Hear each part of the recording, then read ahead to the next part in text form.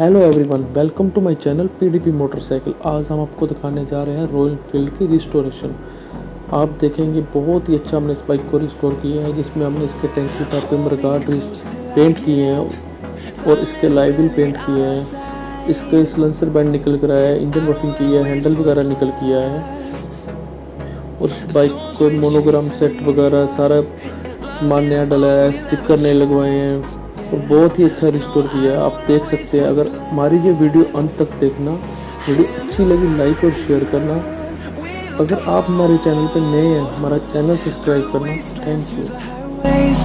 Till my shadow turns to sun rays, and on we'll go, through the wastelands, through the highways, and on we'll go.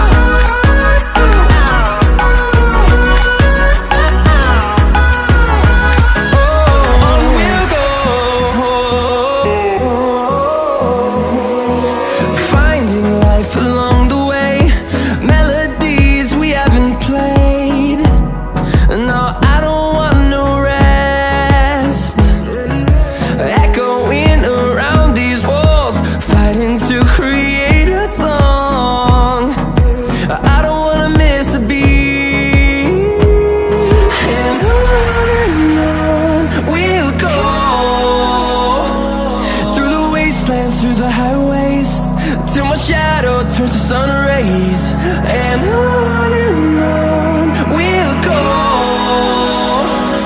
through the wastelands, through the highways, and on we'll go.